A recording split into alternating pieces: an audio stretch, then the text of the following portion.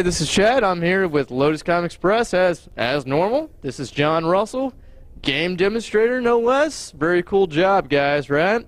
Well, to get right down to the interview, I hear you have an event going on. Yes, we do, Chad. Thanks for asking. Absolutely. What's the event cover? What we're going to do is it's going to be the first mini Games Day, Warlord Games Day here in Oklahoma City on the 7th of June. That is awesome. Yeah, and it's going to be really cool because we're going to be showing every single major game that Warlord Games sells. Now, what kind of games does Warlord carry?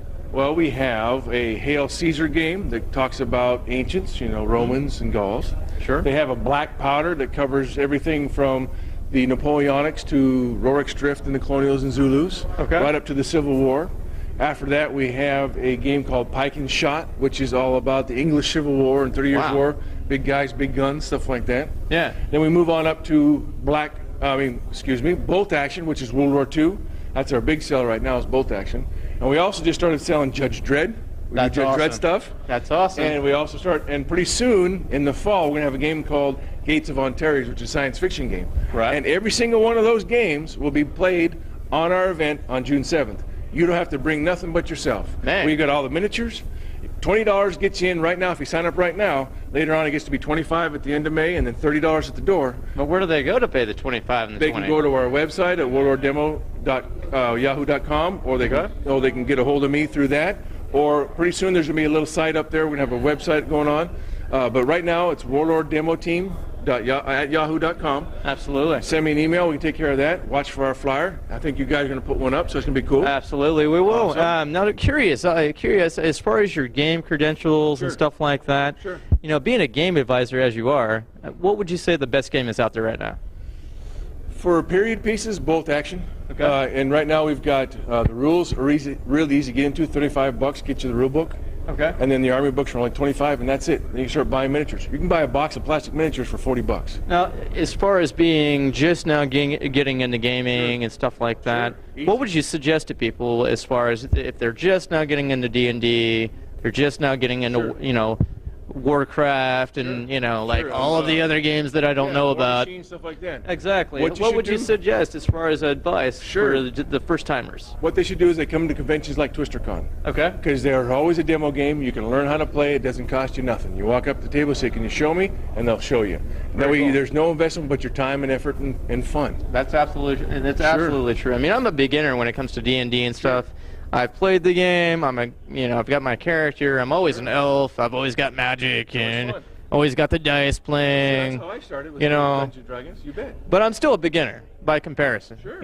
So really, if I were to offer advice, I have zero to offer as far as advice goes, and you'd be a good guy to talk to as far as that goes. Sure. Yeah, because we'll show you how to on a TwisterCon or any kind of convention like that. We'll show you how to play the game. We can give you some painting tips if you like to paint, because I like to paint. That's how I relax. Very cool. And painting is fun to do, and you get some miniatures and you get done. I love video games, don't get me wrong. Okay. But after 4 hours, you turn off the machine, you got nothing in your hands. And you got nothing creative that comes out of your head. Right, but after 4 hours sitting down at the table, I've got a miniature I've painted, and it's mine. And I've got something to hold on. That's true. Not to mention, I on a side note, I'm a video game guy, and I've played D&D. And the major thing that I've learned out of D&D is confidence. Right. And it instills confidence. It instills energetic thought and motion. And social interaction. There's nothing like sitting down across a guy and start talking stories about, hey, remember when we did this game, or how about that? You can't do that on a video game. I mean, you can't make up stuff like the fart attack. You can make it up in a D&D game, but a video game, not so much, other than South Park, maybe. Right, you're right. Well, there's a game out there called Fantaside that has flying monkeys, like the ones no shit from Wizard of Oz with the little fez hats and stuff. Exactly. And they fly flying carpets and they throw poo at you. Yeah, and I mean, you can't make stuff like that up in a video game where you can make it up in a D&D game. Exactly. South Park, the new South Park game, is probably the closest thing to that. Sure, yeah. And that's what I was going to ask you. Have you actually seen the new South Park I haven't, game? but it sounds like fun. Yeah, I mean, they have stuff that D&D has, but a little bit more to it. Sure. And it's video game credential. That'd be fun. But as far as D&D, how did you actually get into D&D yourself? 1974, the white box set. Man, that's awesome. We started with the white box set, and then we went to the player's manual and chain mail, and then they came off that cool little box with the dragon on the cover. Yeah. And then we did that for a while. Then they had the first player's manual with the guy stealing a gem out of the eye. Nice. And then when I was in high school, my last year senior, I opened up my own game store. Very cool. My dad and mom were cool. They let me put it in the basement of the house.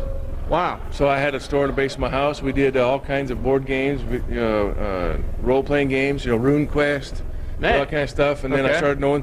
And then what's kind of cool is no matter where you're from. Okay, I started out in Montana. Yeah. But the game allows you to start meeting people.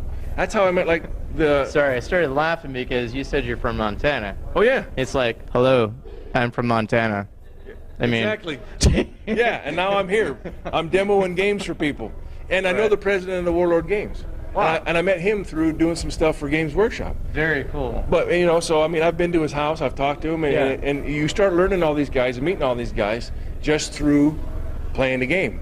See, but with my job, I absolutely agree with that. If you're in the circuits, you're in the conventions, regardless of where you go or what you do, if you're passionate about what you do and you have an energetic tone to you, you're going to meet a lot of different really cool people. And you're going to have fun. And such as yourself. Yeah. I mean, a game demo guy, that's got to be the coolest job ever. Everybody knows about Steve Jackson, Steve Jackson Games, right?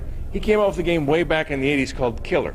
I remember that game. Remember that Killer? But I never played. Right. Well, in Montana, the first convention in Montana, Billings, Montana. Steve Jackson's there. He was the guest of honor for the convention. That's awesome. They start playing Killer, right? He's running around with his gun. The sheriff's department shows up, and they're going to try to arrest him because they thought he had a real gun. Wow.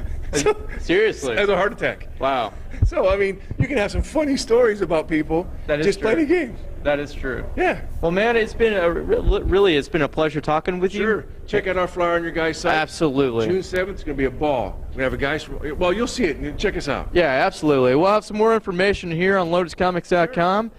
But yeah, if you had to design, you have designed some games. I've helped playtest games. Yeah. So if you had to design your own, what would you think about, like what type of genre would you design? Well, if you had your own work. Well, you go through cycles. Sometimes you like science fiction.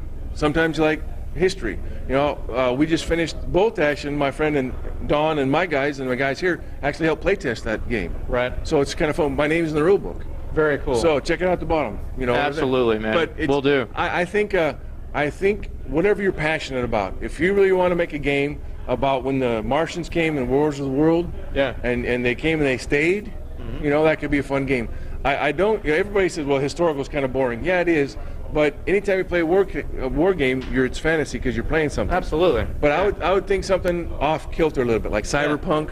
That's always fun. Steampunk's really big now. That's true. That's a tough question, Chad. It's a good question.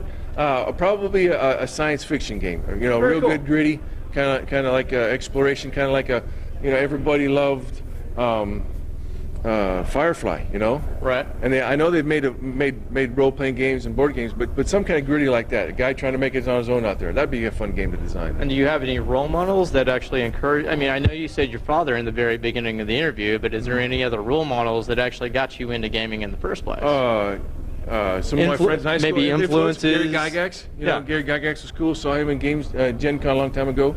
John Starr's a big guy. Very good. Paul Sawyer is a guy who used to be an editor for Games Workshop. Now he's in Warlord Games. Jeff Hall is a huge friend. I just love him. He's the guy that did Fantaside, and he's helping work on All's Quiet. All's Quiet on the Western Front, which is kind of like a War of the Worlds kind of thing. Yeah. A lot of guys inspire you. And what's really cool is when you start painting, there's some people that really start, Tammy Hayes. Don inspires me. Scott Goldstein's a big guy out on the West Coast. There's some guys that can paint just phenomenally. I paint like crap, but I mean, I'm happy with them. But there's some guys out there that can give you some tips. Very cool. Yeah. Well, thank you very much for your time. Chad, it was awesome. I really appreciate it. Check these guys out. They're awesome. Hey, I got a compliment in an interview. Look at that. Hey. Guys, come check these guys out. They're amazing at what they do, obviously, with the D&D stuff. I mean, God, they know way more about that stuff than I obviously do. But come check them out. LotusComics.com. This is John. This is Chad. And we'll see you here soon. Bye-bye.